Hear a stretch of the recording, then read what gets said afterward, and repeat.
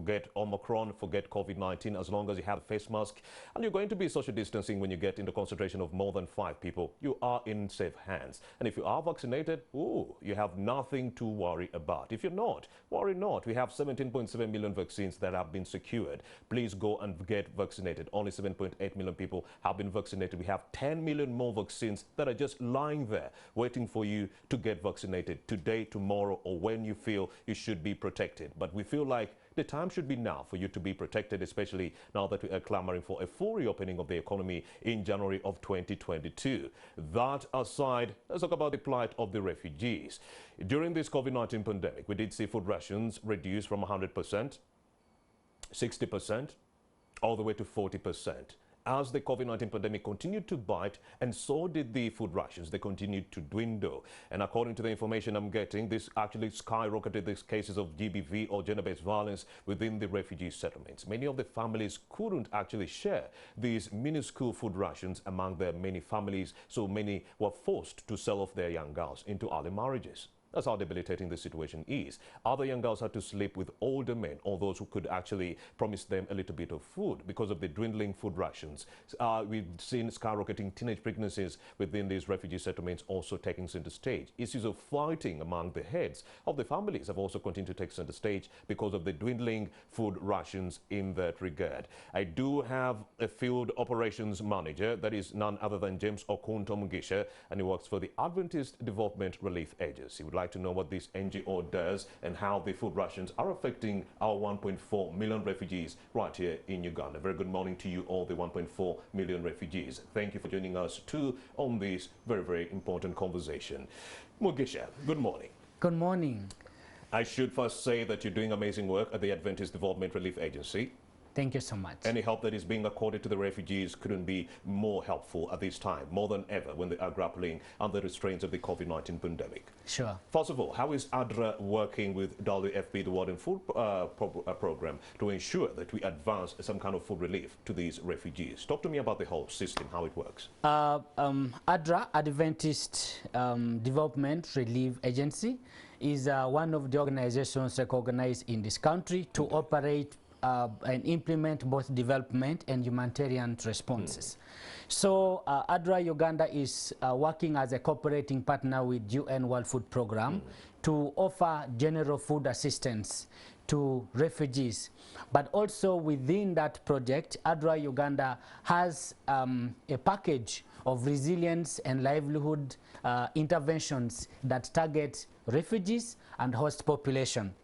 Resilience and intervention targets. Break them down for us. So resilience and livelihoods interventions, these are projects that target helping a refugee and the host population to get out of shock, to get out of food, agriculture, to get food, get out of food insecurity. Resilience in agriculture. Yes, resilience in agriculture, resilience in food production, and also to be able to earn a little bit of income to sustain life. When you talk about resilience in agriculture, we talk about mechanization on their beat, irrigation of their, farms to ensure that they do not only, grow food for the stomach, but also food for the market. Yes, we do exactly that, but mainly in development context. Now, in emergency response, first we focus at fast-growing food. Indeed. Fast-growing vegetables and some of those nutrient-dense crop. Indeed. Like orange flesh sweet potatoes. Amazing. Like iron-rich beans, to be able to supplement on the food rations that they are getting.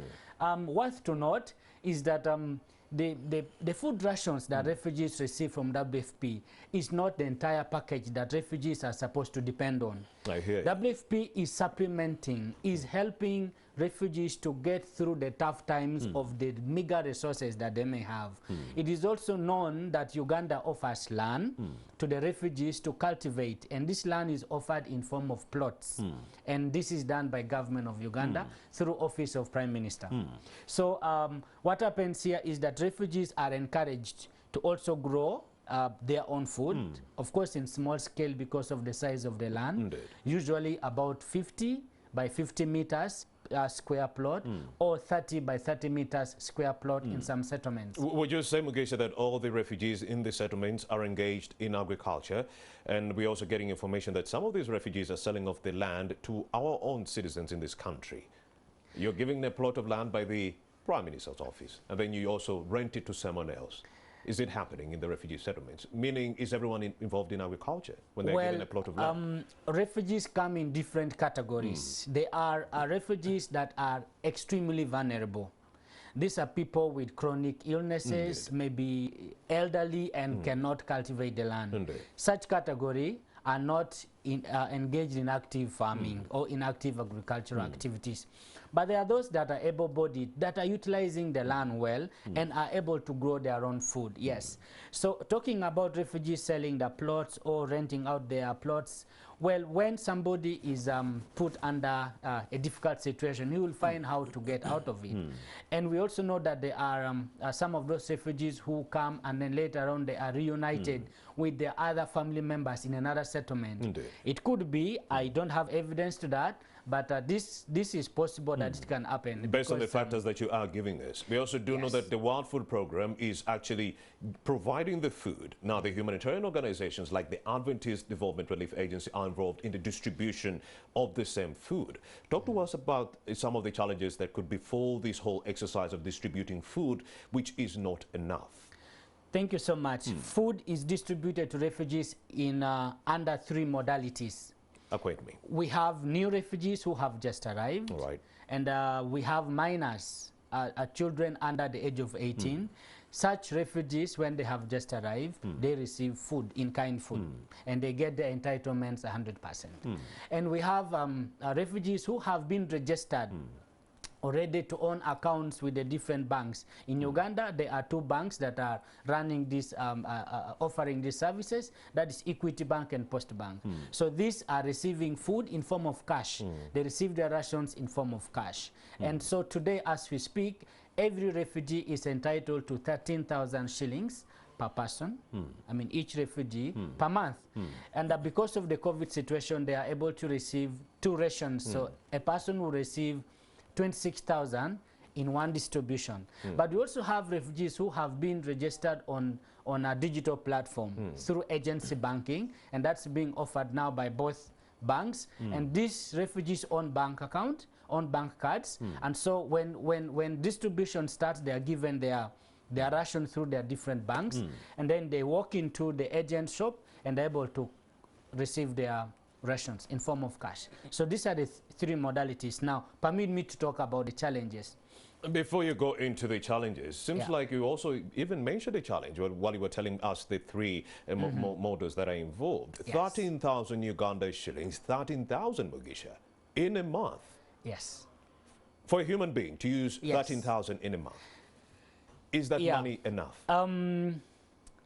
That cash is sincerely not enough to sustain life for 1 month, because we are talking about 400 shillings. From Serena here up to Nansana, that is transport from Serena in a day. Yes.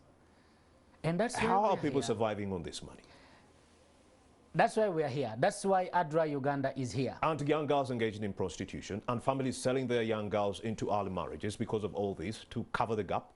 The protection unit is already reporting. Talk to me about those challenges.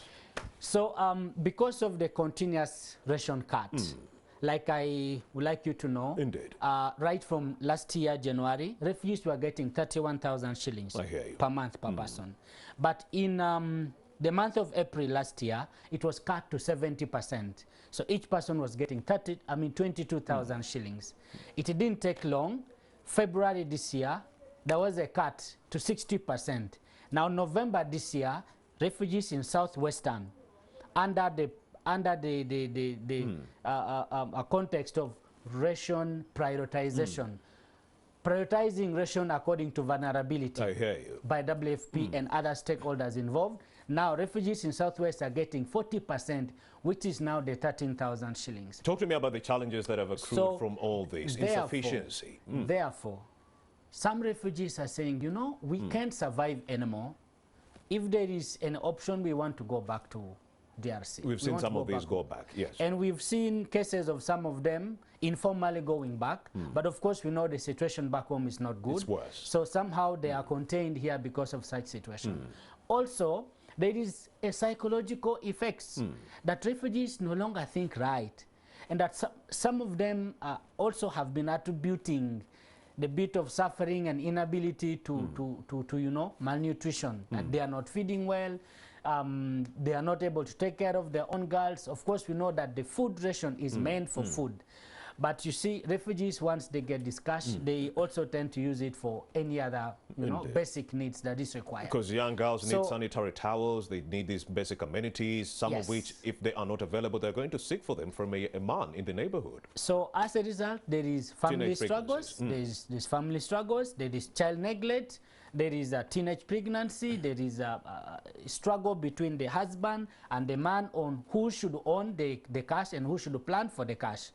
So this is where now ADRA Uganda comes in to offer psychosocial support through awareness questions. Livelihood intervention. Livelihood intervention. We are actually supporting farmers to grow their food.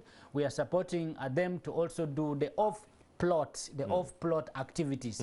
And you also know that because they are given 30 by 30 meters land plot or 50 by 50 meters land plot, the size of land is not enough. But there is peaceful coexistence with the host, whom some of them have offered refugees land James to be able to grow their own Field food. Operations Manager at the Adventist Development Relief Agency. In the next 5 minutes, let's veer away from the refugee settlements and come to the urban refugees. I'm sure my mother-in-law, Naomi Umana, is watching. My sisters-in-law, that is Dorcas and Deborah, are watching. And this is a question they would like to ask you.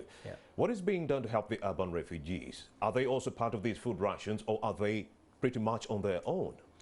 The urban refugees also receive food assistance. I see. There are organizations that have been engaged in supporting urban refugees. Of course, we know that due to the meager resources, due to limited funding from the donors, the support may not be as desired, but they receive their ration through the cash, like I talked about, through the digital modalities, cash for food.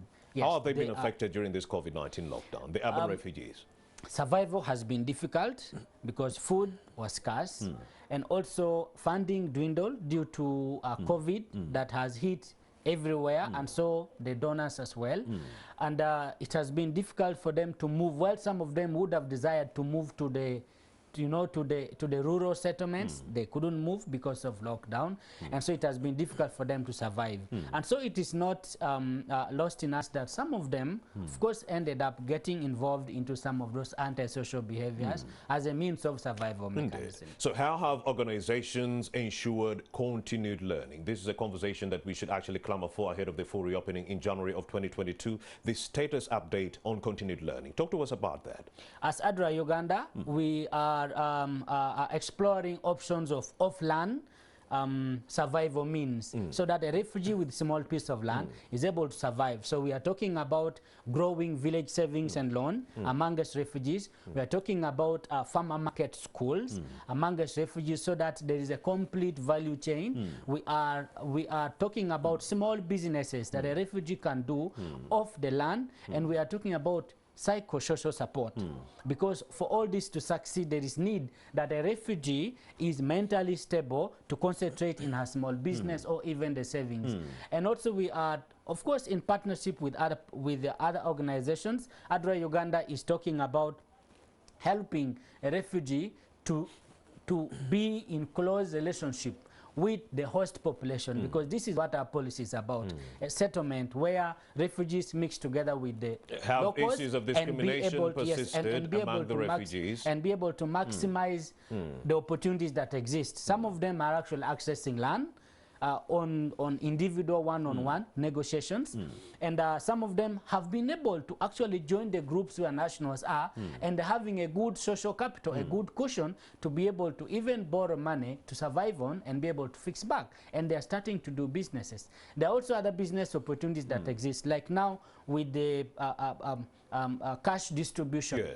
The banks are picking on some of those that have a bit of capital to offer these services. The agents, the bank agents, are refugees. So it's dialogue, it's communication, it's discussion points with refugees to be positive and see hope, because it is happening, and as ADRA Uganda, I think we have been able to register great Our success young around females in the refugee settlements and also the urban refugees that since dropped out simply because they got impregnated. What is there to help them?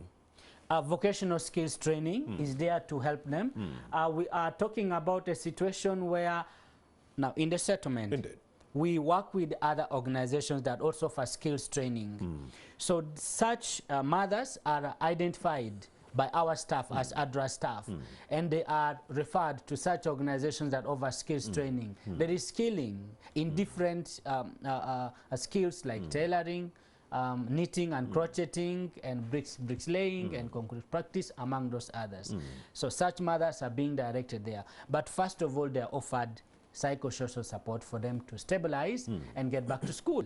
Now, there is a dialogue, a point of dialogue where ADRA Uganda engages the entire community to look at education, continuous education, further education as a way to help them get out of such situations of illiteracy. All right, and that is James pregnancy. Okunto Mugisha, Field Operations Manager at the Adventist Development Relief Agency. Thank you very much for having made the time to speak to us about this pertinent conversation involving the plight of refugees now more than ever when the COVID-19 pandemic is actually exerting too much pressure on their livelihoods. Thank you very much. You're doing the most. Go ahead. Thank you for appreciating, and we want to appreciate the organization as well for the work that we are doing. Amazing. All the humanitarian organizations, continue with your good work. You are in the right direction. This is Morning at NTV. Through the rare glass window of the studio, I can already see the director of the NRM, that is legal, Oscar Kihika. He's here already, and is also being joined by Benjamin Katana, NUP's lawyer. The conversation is largely taking center stage shortly after this break. You don't